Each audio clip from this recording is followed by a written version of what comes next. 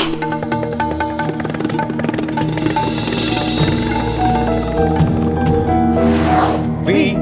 the people of India, having solemnly resolved to constitute India into a sovereign, socialist, secular, democratic republic and to secure to all its citizens. নমস্কার, শুরু করছি আজকের চতুর্থ স্তম্ভ। আমি ইন্দ্রাণী। বিহারে নীতিশ কুমারের হাল এতটাই খাস্তা যে বিজেপিও ভরসা রাখতে পারছে না। অনেকে তো বলছে যে নীতিশ কুমার বয়সজনিত কিছু রোগে আক্রান্ত, কখন কি করছেন তিনি নিজেও জানেন না।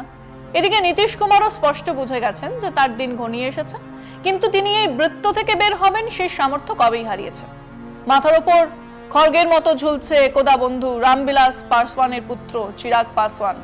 ওনার অর্জুনের চোখ দেখছে কেবল মুখ্যমন্ত্রীর কুর্সিকে। এদিকে বিজেপি জানে জেডিইউ মানে নীতিশ কুমারের দল হারলে বিরাট বিপদ, তাই তারাও কোনো চান্স নিতেই চান না।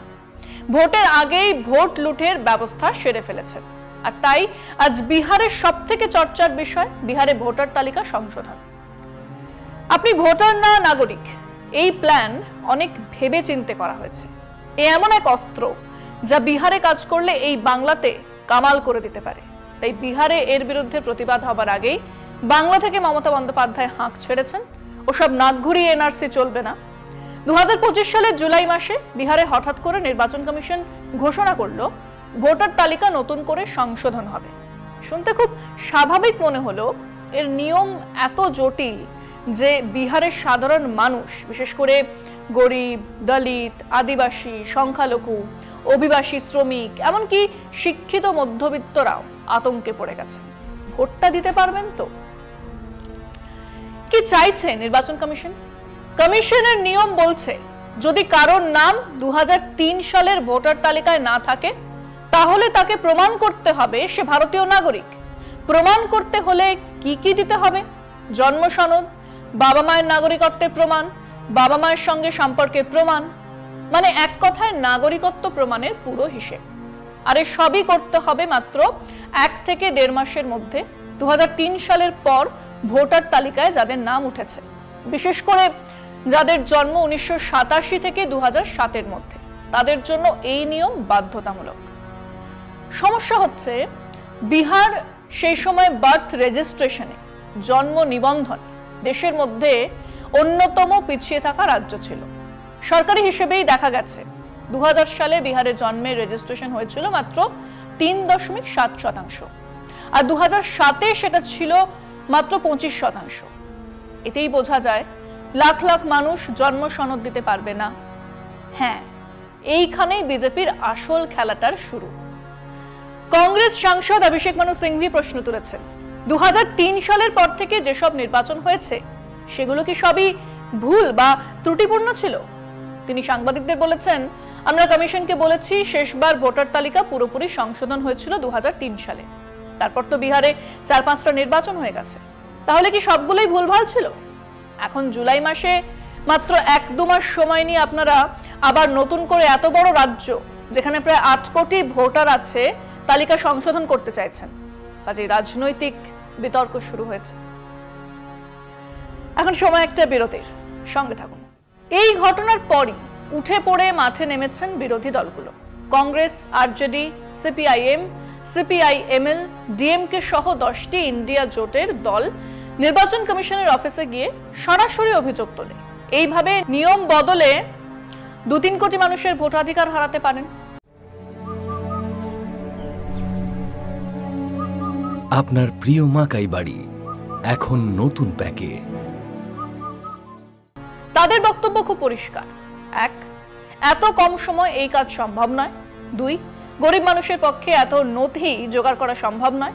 3, বিহারের 20% মানুষ ভিন রাজ্যে কাজ করতে যান, তারা কিভাবে প্রমাণ করবেন কোথায় থাকেন? 4, বাবা মায়ের জন্ম সনদ আনা, বিশেষ করে আদিবাসী বা দলিত পরিবারে, এক কথায় অসম্ভব। 5, ভোট মানে গণতন্ত্র, আর ভোট থেকে কাউকে বাদ দেওয়া মানে সংবিধানের মৌলিক কাঠামোতে হাত দেওয়া। আরজেডি সাংসদ মনোজ ঝা বলেছেন, আমরা এমন মানুষের কথা বলছি যাদের নিজের কাগজপত্র রাখার মতো সুটকেসও নেই। আপনি তাদের বলছেন বাবা মায়ের জন্ম সনদ আনতে, এটা কেমন ন্যায্যতা? লজ্জার কথা, স্বাধীনতার অমৃতকাল পার হয়েছে, তবুও একজন এমপির মুখে শুনতে হচ্ছে যে বহু মানুষের একটা সুটকেসও নেই যেখানে তারা তাদের প্রয়োজনীয় নথিপত্র রাখতে পারবে। সেটাই হোক, সেটাই তো বাস্তব। সিপিআই এমএল এর দীপঙ্কর ভট্টাচার্য বলেন, এ তো এক ধরনের ভোটবন্দি। অনেকেই বলছেন এটা আবার নোটবন্দির মতো আচমকা মানুষকে দিশেহারা করে দেবে।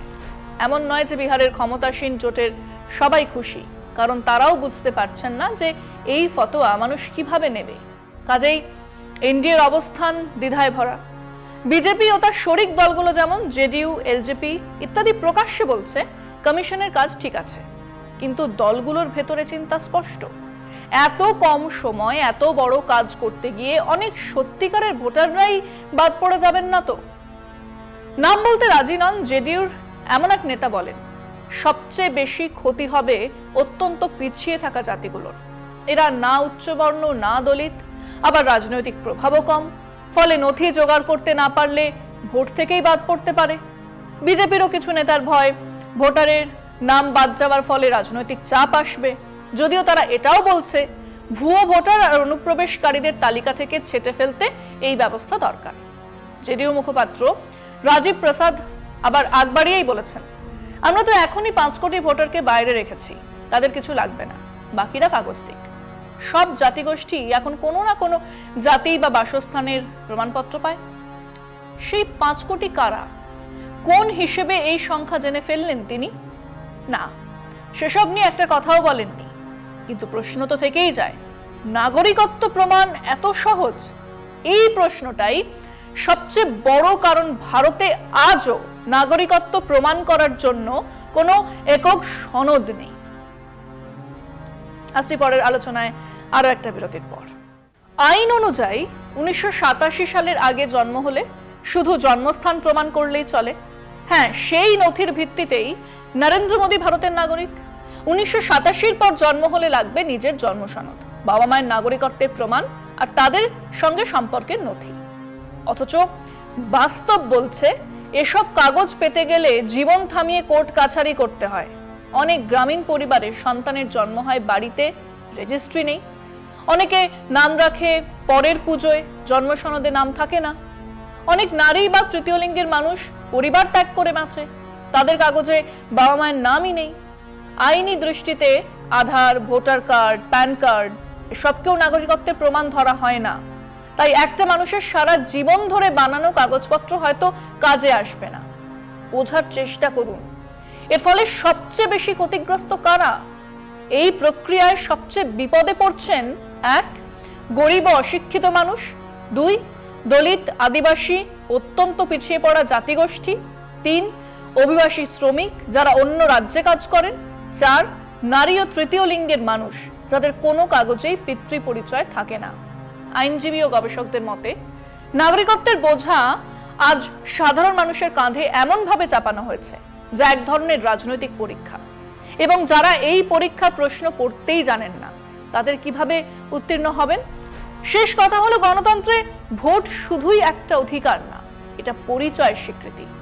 কে এই দেশে নাগরিক, কে নয়, সেটা ঠিক করার ভার যখন সরকার জনগণের ঘাড়ে ফেলে দেয়, তখন সেটা আর গণতন্ত্র থাকে না, তখন গণতন্ত্র এক নিছক প্রহসন হয়ে দাঁড়ায়। বিহারে যা হচ্ছে তা কেবলমাত্র একটা রাজ্যের সমস্যা নয়, কারণ এরপরেই এটা লাগু করার চেষ্টা হবে বাংলায়, কারণ এটা গোটা ভারতীয় নাগরিকত্বের জটিল বাস্তবতা তুলে ধরছে, যেখানে প্রমাণ দিতে না পারলেই আপনি দেশের নাগরিক নন, ভোটার তো দূরের কথা। এমনটা চলতে থাকলে একদিন হয়তো রাষ্ট্র আমাদের সবাইকেই বলবে, তুমি কে, আগে প্রমাণ দাও, তারপরই কথা বলবো, তারপর তুমি নাগরিক, তারপর তুমি ভোট দিতে পারবে। আজ এখানেই শেষ করছি।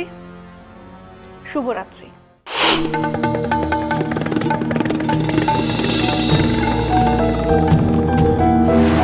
We, the people of India, having solemnly resolved to constitute India into a sovereign, socialist, secular, democratic republic, and to secure to all its citizens